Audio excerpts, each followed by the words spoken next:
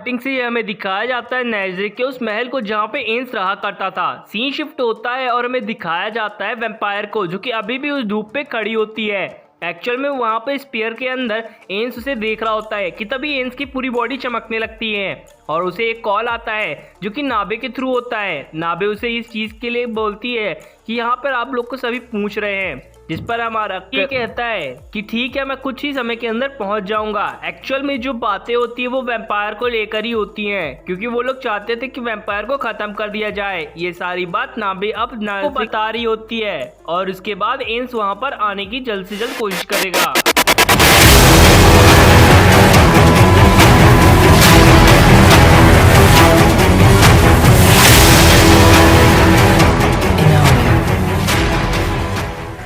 Confusion and understanding, जहां पर हमें दिखाया जाता है उस गांव को जिसके अंदर हमारा एंस बैठा होता है। फिलहाल तो इसका नाम इस जगह पर मोनमा है। यहाँ पर एक टीम आती है जो कि ये बताती है मोम को कि यहाँ पर जो भी चीज़ें बैठाई गई है मीटिंग वो एक वैम्पायर के लिए बैठाई गई हैं, जिसे हमारा एंस काफ़ी ध्यान से सुनता है और यहाँ पे वो कुछ भी नहीं बोलता। जिसके बाद वो बताता है कि फिलहाल तो हमने वैम्पायर को उसी के माइंड के अंदर कैद कर दिया है जिसकी वजह से वो आज़ाद नहीं हो पा रही है, लेकिन इन फ्यूचर वो जल्द से जल्द आज़ाद होकर हमारे पर अटैक कर सकती है। जिस पर एक बंदा बोलता है ये हो ना हो वो अनडेड मैन के लिए ये सब कुछ किया जा रहा होगा, यानी कि कुछ समय पहले जो मरे हुए लोग जिंदा हो गए थे, शायद यही कारण है जिसे वैम्पायर्स ने जिंदा किया होगा। यहाँ पर एक बंदा बोलता है अनसडनली ऐसा हम लोग कह सकते हैं लेकिन पॉसिबल बहुत कम है इस चीज़ के कि यहाँ पर वो चीज़ हमारे वैम्पायर के थ्रू की गई हो, जिसे सभी लोग काफ़ी ध्यान से सुनते हैं। यहाँ पर एंस बोलता है कि उसके पास एक ऐसी चीज़ है जिससे वैम्पायर को ख़त्म किया जा सकता है। अब मैं आप लोग को बता दूं कि हमारे एंस का जो लेवल है वो बढ़ा दिया गया है। अब वो अभी तक प्लैटिनम में था, अब वो किसी और जैसे ग्रुप में पहुँच चुका है। इसके बाद वो एक अपने सामने क्रिस्टल रखता है और क्रिस्टल को दिखाते वो बताता है कि ये 8 टीयर्स ऑफ मैजिक का क्रिस्टल है जिससे हम वैम्पायर को ख़त्म कर सकते हैं। इस चीज़ को सभी लोग सुनते हैं और कहते हैं ये नामुमकिन है क्योंकि ये सिर्फ एक मिथ है कि लोगों को ये बताया जाए कि 8 ऑफ टीयर्स मैजिक है इस दुनिया में। जिस पर एंस कहता है लेकिन ये है, मेरे पास है क्योंकि मुझे ये दिया था किसी एक बंदे ने, पर उसका नाम नहीं लेता। जिस पर ये बूढ़ा लीडर बोलता है तो ठीक है हमें चलना चाहिए उस वैम्पायर को ख़त्म करने के लिए।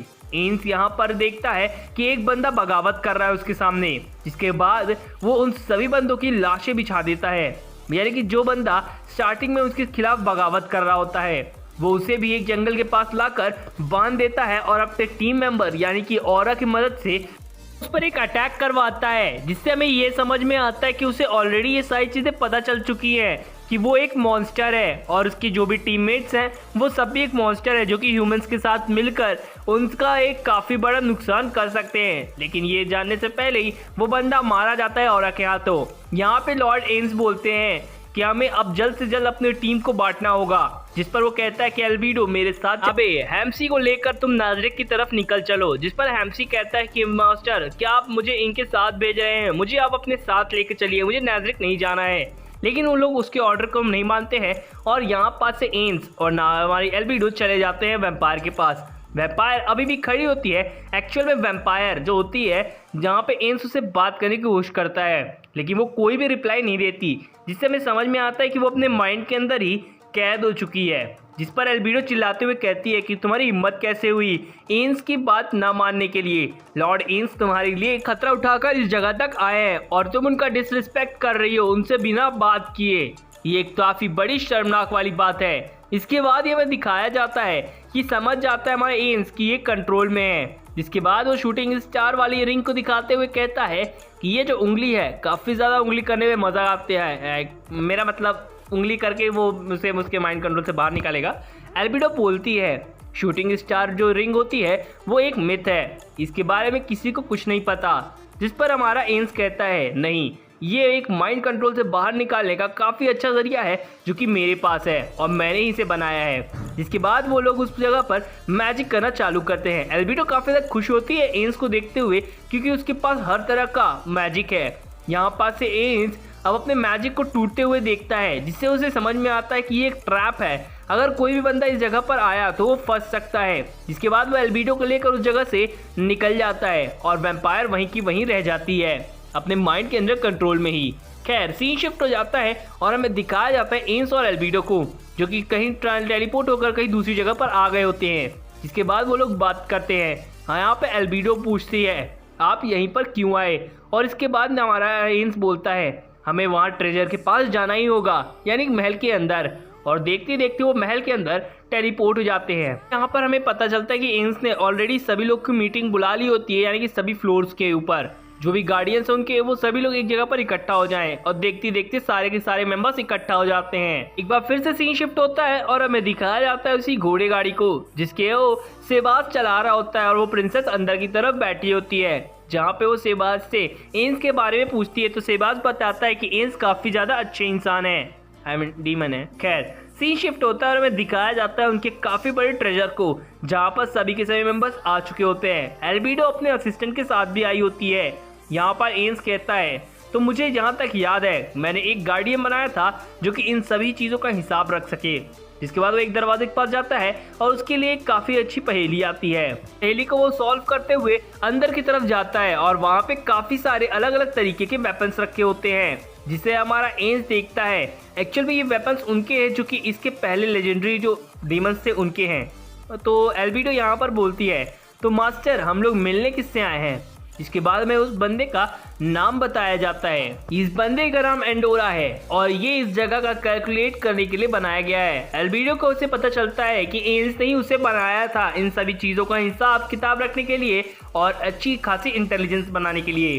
फाइनली ये एआई है एक तरह का। खैर यहाँ पर हमें दिखाया जाता है जहाँ पे एन्स, एल्बिडो और उसके असिस्टेंट पहुंच जाते हैं। एंडोरा का फेस देखते ही यहाँ पर एल्बिडो काफी ज्यादा गुस्से में आ जाती है। एक्चुअल में ये एंडोरा है ही नहीं, ऐसा एल्बिडो का कहना था। और वो अपने असिस्टेंट को कहती है कि इस बंदे को खत्म कर दो, क्योंकि ये एंडोरा है ही नहीं। एंडोरा की प्रेजेंस और उसका फीचर मैंने देखा हुआ है, ये कोई और ही है जो कि एंडोरा के बेस में यहाँ पर फंसा हुआ है, जो कि यहाँ पर आ चुका है किसी अलग मकसद के साथ। जिस पर हमारा एन्स कहता है अपने ट्रू फॉर्म में आओ एंडोरा। फाइनली एंडोरा जो होता है वो अपने ट्रू फॉर्म में आता है और वो कहता है हे डार्लिंग्स, मैं आप लोग के लिए इधर पे आया हूँ। खैर एन्स को वो सलाम ठोकता है और कहता है मास्टर आपने मुझे याद किया इतने सालों बाद। खैर यहाँ पास से एंडोरा उसे सलाम नमस्ते करते हुए बात करना चालू करता है। एन्स बताता है कि उसे इस चीज़ के लिए आया है, जिस पर वो कहता है मुझे पता है शायद कोई माइंड कंट्रोल के अंदर फंस गया है। इस चीज़ को सुनते ही वो हैरान हो जाता है कि इस बंदे को पता कैसे चला। जिस पर वो कहता है क्योंकि ऐसी ही क्रिटिकल सिचुएशन के लिए ही तो आपने मुझे बनाया है। सारी चीज़ सुनता है और उसका मुंह का फटा ही रह जाता है कि तभी उसकी बॉडी एक बार फिर से चमकती है। एंडोरा उसके पास आता है और कहता है कि आपको जो भी चाहिए मास्टर आप मांग सकते हैं। एन्स ये कहते हैं कि मुझे चाहिए मेरे ब्लेड। एक्चुअल में ये ब्लेड किसी भी बंदे को उसी बंदे के माइंड कंट्रोल से बाहर निकाल सकती है, जो कि वैम्पायर को बाहर निकालने के लिए काफ़ी ज़्यादा आसानी होगी। यहाँ पास से में दिखाया जाता है उस बंदे को और वो सभी चीज़ें के लिए बात करते लगता है। और यहाँ पास से एन्स एक कमरे के अंदर जाता है, जिस पर एल्बिडो और उसकी जो मतलब असिस्टेंट होती है वो बोलती है कि हम गार्डियंस हैं तो हमसे थोड़ा इज्जत से पेश आओ। जिसके बाद ये सारी चीज़ें वो सुनता है और कहता है मुझे माफ़ कर देना मैम, मैं आपको एक सर्वेंट या फिर कहूँ मेड समझ बैठा था, इसके लिए मैं आप लोगों से बदतमीजी कर रहा था। एक्चुअल में उसकी फट चुकी है एल्बिडो को देखते हुए। यहाँ पास से सीन शिफ्ट होता है और हमें दिखाया जाता है जहाँ पे एन्स अब उसे प्राइवेटली पूछता है कि जो भी चीज़ें हैं मुझे जल्द से जल्द और सच सच बता दो। जिसके बाद वो जर्मन में बोलने लगता है कि मुझे पता है कि मुझे जर्मन नहीं आती, इसलिए तुम जर्मन में नहीं इंग्लिश में बोलो जो भी बोलना है, आई मीन हिंदी में बोलो जो भी तुम्हें बोलना है। खैर यहाँ पास से वो बातें करने लगते हैं, जिसके बाद उन्हें कुछ सीक्रेट्स पता चलते हैं जो कि आपको मैं आगे की तरफ बता दूंगा। जिसके बाद उसे जाना होता है एक कमरे के अंदर जहाँ पे काफ़ी सारे लोगों के स्टैचूज रखे होते हैं। एल्बिडो और उसके असिस्टेंट को लेकर वो जाने लगता है, जिस पर वो कहता है एल्बिडो तुम बस मेरे साथ चलो, और वो कहता है कि जो मैंने तुम्हें रिंग दी थी वो रिंग भी मुझे वापस आने दो। जिसके बाद वो उसको सोचती है और वो रिंग देते हुए एक कमरे के अंदर पहुंच जाते हैं। यहाँ पर मैं बता दूं कि ये वही कमरा है जिसके अंदर सभी डीमंस का स्टैचू बनाकर रखा गया है, जो कि हमारे एन्स के पहले के मास्टर हुए करते थे। जिस पर हमें दिखाया जाता है एल्बिडो को, जो कि काफ़ी ज़्यादा परेशान होती है और वो बताता है कि उसे जाना होगा अब उसको अपने एक कैंडिडेट को छुड़ाने के लिए, क्योंकि उसे पता है कि ये काफ़ी ज़्यादा इम्पॉर्टेंट है वैम्पायर को छुड़ाना। जिस पर वो अब एक ब्लेड्स को भी निकालेगा। जिसके बाद वो ये बताता है बंदे का जो भाई है, यानी कि यहाँ पर जो वैम्पायर का जो भाई है, इसकी सारी इंपॉर्टेंट डिटेल्स दी होती है और इसी बंदे के पास शायद एक उस तरह का ब्लेड है, यानी कि मतलब एक ब्लेड जिससे उसको माइंड कंट्रोल से निकाला जा सके। फाइनली वो बताता है एल्बिडो अगर मैं वापस ना आ पाया तो उस जगह पर मेरा एक काफी बड़ा स्टैचू बनवाना। एल्बिडो ये चीज सुनते हुए काफी ज्यादा इमोशनल हो जाती है और वो रोने लगती है। एल्बिडो उसकी आवाज को सुनता है और कहता है तुम रो बिल्कुल भी मत, मैं वापस आने की पूरी तरह से कोशिश करूंगा। जो उसके पास आती है और कहती है कि आपको मुझे प्रॉमिस करना होगा कि आप जरूर ही वापस उस जगह से वापस आएंगे। एक्चुअल में वो पूरी तरह से ये कहना चाहती थी कि आपको उस जगह पे जाने की कोई भी ज़रूरत नहीं है। अगर हमारा एक कैंडिडेट मर भी जाए तो हमें कोई फ़र्क नहीं पड़ेगा, उसकी जगह कोई और ले लेगा। जिस पर एन्स कहता है नहीं, मुझे आगे चलकर कुछ बड़ा प्लान करना है, इसलिए मुझे अपने कैंडिडेट्स को संभाल कर रखना होगा। जिसके बाद यहाँ पर वीडियो देखती है और कहती है आप काफ़ी ज़्यादा दयालु हो। इस चीज़ को वो कहने लगती है और साथ ही साथ ये भी प्रॉमिस लेती है कि आपको उस जगह से बाहर भी आना होगा जहाँ आप जाने की सोच रहे हैं और उस ब्लेड का यूज़ करते हुए, और मैं काफ़ी ज़्यादा दुखी हो जाऊंगी अगर आप ऐसा करते हैं तो।